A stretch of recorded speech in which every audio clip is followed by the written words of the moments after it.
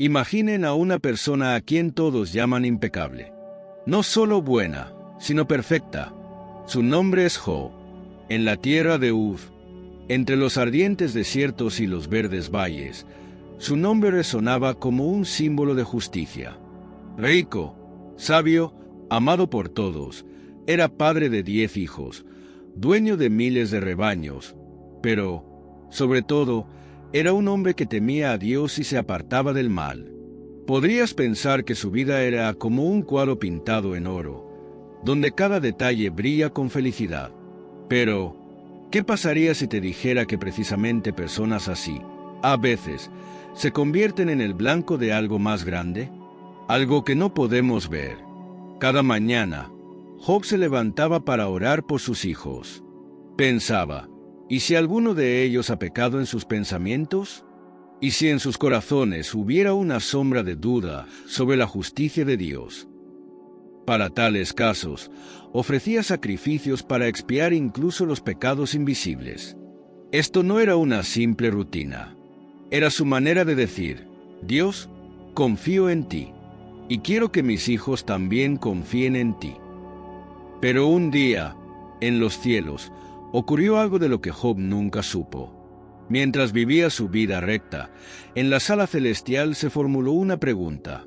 ¿Por qué Job es tan fiel a ti? Preguntó aquel a quien llaman el acusador. ¿No es acaso porque lo has rodeado de bendiciones como un muro impenetrable? Quita todo lo que tiene, y verás cómo cambia. ¿Y saben qué? Dios permitió que esto sucediera.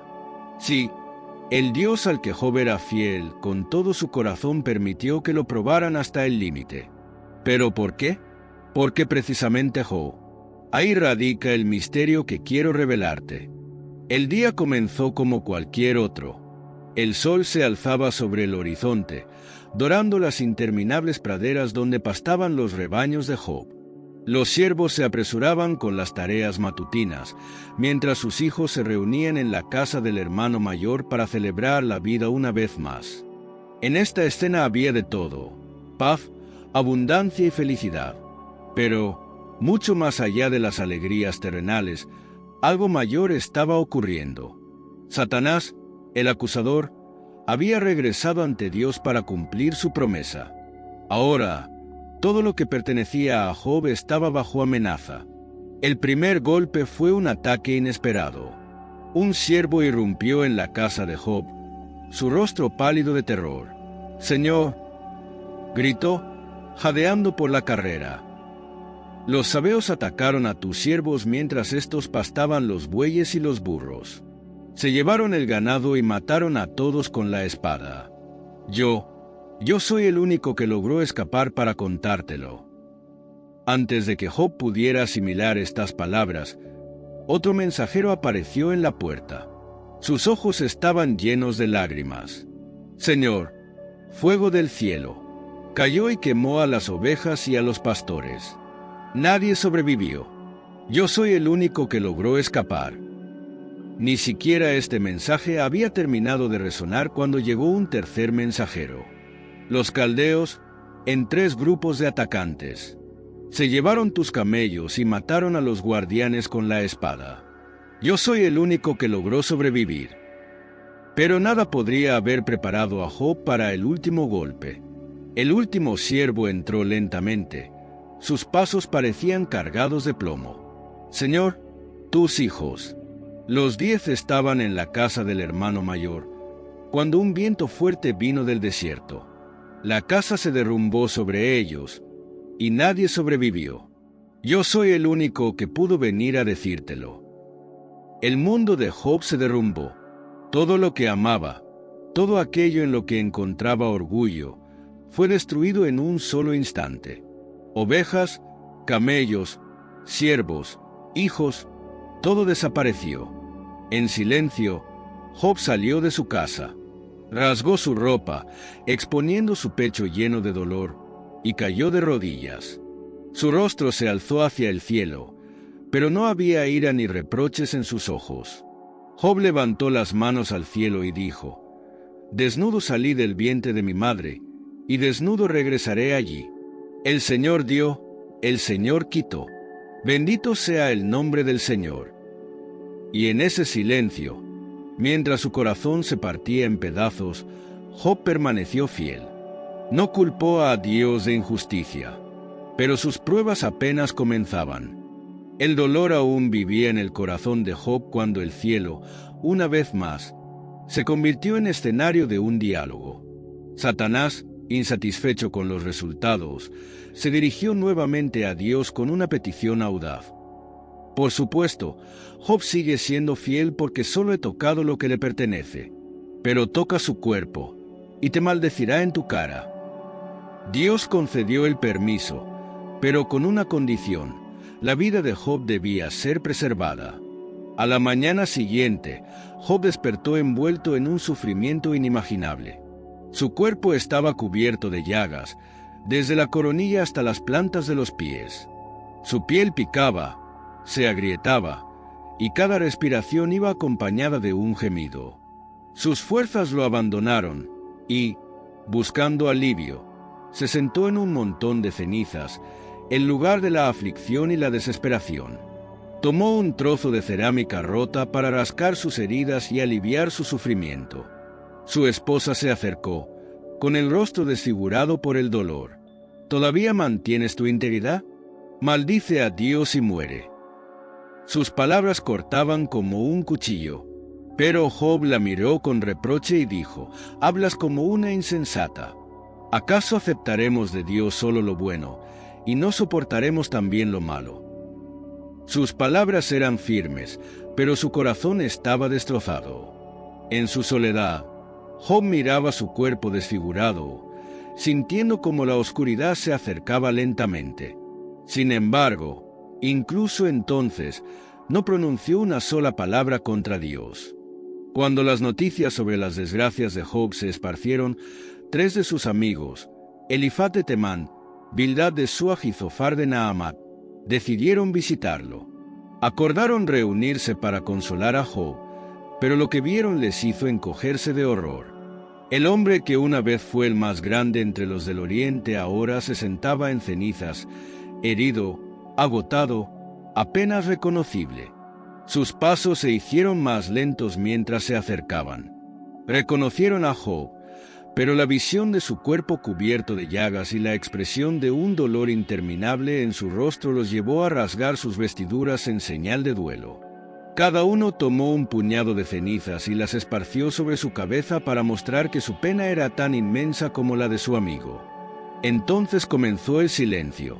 Se sentaron alrededor de Job sin decir una sola palabra. Día tras día, los amigos permanecieron allí, observando cómo su compañero sufría. Durante 7 largos días y noches guardaron silencio, sus corazones llenos de pensamientos, pero sus palabras atrapadas en la garganta. El silencio entre ellos era más profundo que cualquier palabra. Hablaba de la magnitud del sufrimiento y de lo difícil que era encontrar las palabras correctas para consolar a alguien cuyo corazón estaba destrozado. Cada uno de ellos entendía que su presencia era lo único que podían ofrecer en ese momento. En el 7º día, incapaz de soportar más el peso de su dolor, Job rompió el silencio. Su voz era débil, pero llena de amargura. Maldijo el día en que nació y se preguntó por qué la vida se había convertido en una prueba tan insoportable. Sus amigos lo escucharon, y su silencio se transformó en una expectativa de lo que los próximos días traerían, consuelo o nuevos debates. Las palabras de Job, llenas de desesperación, marcaron el inicio de una larga discusión entre él y sus amigos. Maldecía el día de su nacimiento, preguntándose por qué la luz había sido dada a los que sufren y lamentando no haber muerto al nacer. Sus palabras eran pesadas, como piedras lanzadas al cielo, en un intento de comprender el sentido de su sufrimiento. El primero en hablar fue Elifaz, el mayor de los amigos. Su voz era suave, pero sus palabras cortaban. «Job, ¿acaso no consolabas a otros en sus desgracias? ¿Por qué ahora pierdes la paciencia? Sabes que nadie sufre sin razón. Dios es justo, y si sufres, significa que has pecado. Acéptalo y arrepiéntete». Elifaz habló de una visión que había recibido, afirmando que ante Dios nadie puede ser completamente justo. Job escuchó, pero en su mirada se leía la desilusión. Respondió con amargura: tus palabras son como agua amarga para alguien sediento. Yo no he pecado, mis caminos son rectos. Entonces, ¿por qué Dios me trata como a un enemigo? No tiene derecho el hombre a preguntar sobre el sentido de su dolor. Entonces Bildad tomó la palabra, con un tono más severo. ¿Dices que eres justo? Pero, ¿no fueron tus hijos castigados por sus pecados? Tú mismo deberías suplicar a Dios, y tal vez Él te devolverá su favor. La respuesta de Job fue tajante. Rechazó sus consuelos, llamándolos médicos inútiles, cuyas palabras solo agravaban sus heridas. Si tan solo pudieran comprender un poco mi dolor, verían que esto no es un castigo, sino un misterio. Mi corazón solo desea una cosa: que Dios me escuche. El tercer amigo, Zofar, fue el más duro en sus palabras. Lo acusó directamente de orgullo e hipocresía.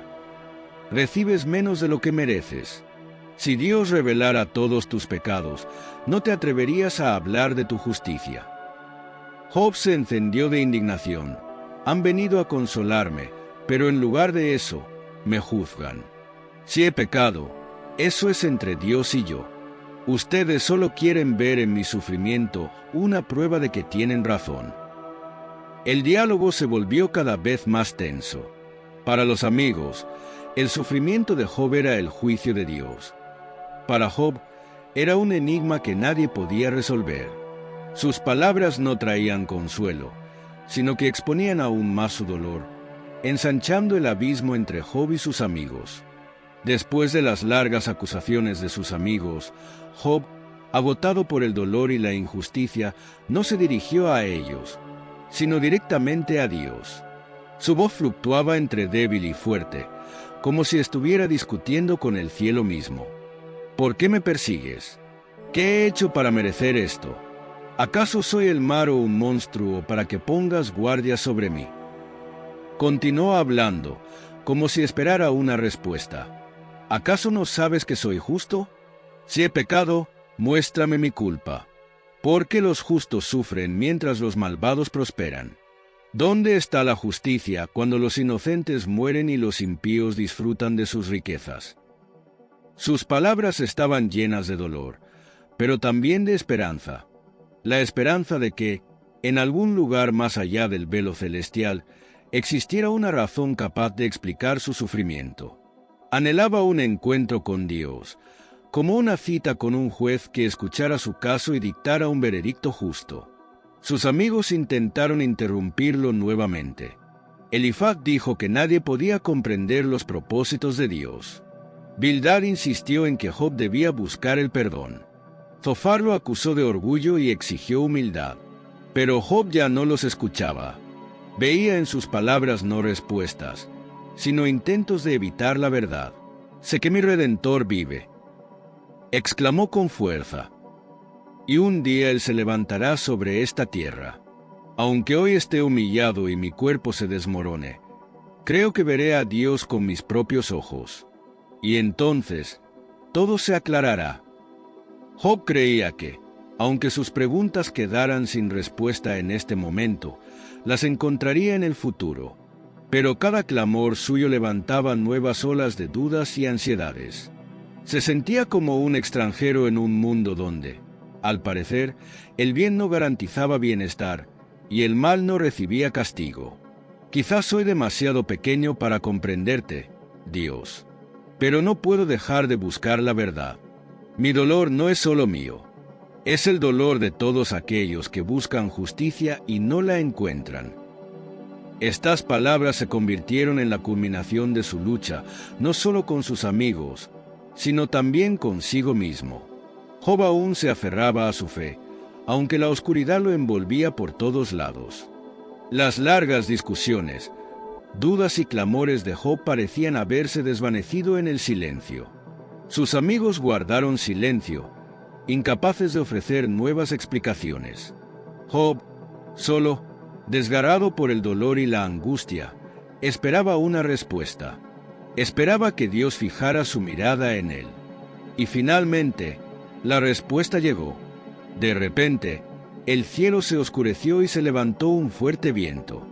Una tormenta estalló, y en su centro resonó una voz, como un trueno, pero que penetraba hasta lo más profundo del alma. Dios se dirigió a Job. ¿Quién es este que oscurece mi consejo con palabras sin conocimiento? Prepárate como un hombre. Yo te preguntaré, y tú responderás. Job quedó inmóvil, su corazón detenido entre el asombro y el temor reverente. La voz continuó: ¿Dónde estabas tú cuando yo echaba los cimientos de la tierra? Dímelo, si tienes entendimiento. ¿Quién determinó sus medidas? ¿Quién tendió sobre ella la línea de medir? ¿Quién le dijo al mar: hasta aquí llegarás y no pasarás más allá? Las palabras de Dios fluían como un torrente, llevándose las dudas de Job. No eran una respuesta a sus preguntas, sino una revelación sobre la grandeza de la creación. Dios habló de las estrellas, de la naturaleza, de los animales, mostrando la profundidad y complejidad de todo lo que existe. Mencionó al Behemoth, cuya fuerza es insondable, y al Leviatán, que nadie puede domar. Al escuchar estas palabras, Job comprendió cuán pequeño era ante el Creador. Su sufrimiento, aunque real, era parte de algo mucho más grande, incomprensible para la mente humana. Se inclinó hacia la tierra y susurró: «Soy insignificante. ¿Qué puedo responderte?» Hablé, pero no lo haré más. Me taparé la boca con la mano. Pero Dios continuó: ¿te atreves a cuestionar mi justicia? ¿Puedes tú gobernar este mundo como yo lo hago? Crees que conoces la verdad, pero no comprendes todo lo que se oculta en mi plan. Finalmente, Job se sometió por completo ante la grandeza de Dios. Reconoció que sus preguntas, aunque legítimas, eran insuficientes para comprender el verdadero propósito divino. De oídas había oído de ti, pero ahora mis ojos te ven. Por eso me retracto y me arrepiento en polvo y ceniza. La respuesta de Dios no dio explicaciones directas a Job, pero reveló ante él la grandeza y armonía de la creación. Este momento marcó un punto de inflexión. Job entendió que la fe no consiste solo en buscar respuestas, sino en confiar en aquel que sostiene todo el universo en sus manos. Cuando la tormenta se calmó y la voz de Dios guardó silencio, la quietud que envolvía la tierra adquirió un nuevo significado. Job, quien acababa de presenciar la grandeza del propósito divino, comprendió que su dolor y sus dudas formaban parte de un plan mayor. Al someterse al Creador, sintió como su corazón se llenaba de una paz que no había conocido en mucho tiempo. Pero la historia de Job no terminó ahí. Dios se dirigió a los 3 amigos que habían acusado a Job de pecados. Mi ira arde contra ustedes, porque no han hablado la verdad acerca de mí, como lo hizo mi siervo Job. Ahora lleven 7 toros y 7 carneros, y que Job ore por ustedes, para que yo acepte su oración y no los castigue por sus palabras. Los amigos, impactados por la reprensión de Dios, hicieron lo que se les mandó. Job, a pesar de las ofensas, los perdonó. Oró por ellos, y Dios aceptó su oración. Este fue el comienzo de un nuevo capítulo en la vida de Job. Dios restauró todo lo que Job había perdido, y aún más. Sus bienes fueron devueltos, y su riqueza se duplicó. Job tuvo nuevamente 7 hijos y 3 hijas, quienes eran reconocidas por su incomparable belleza en toda la región. A cada una de sus hijas les otorgó una herencia, algo inusual en aquella época y una muestra de su amor y respeto por ellas. Vecinos y familiares, quienes antes se habían alejado de él, regresaron para mostrarle su respeto. Le llevaron regalos y compartieron banquetes con él, reconociendo una vez más su grandeza. Job vivió una larga y próspera vida. Llegó a ver a sus hijos y nietos hasta la 4ª generación. Sus días terminaron en paz, con reverencia hacia Dios. y con la certeza de que su sufrimiento no había sido en vano. No solo fortaleció su fe, sino que se convirtió en una lección para todos aquellos que conocieron su historia. Todo lo que le sucedió a Job se convirtió en un testimonio. Los sufrimientos humanos no siempre son comprensibles, pero en ellos hay lugar para la humildad, la fe y la restauración. La historia de Job llegó a su fin, pero su mensaje de fidelidad y esperanza resonará en los corazones de las personas para siempre.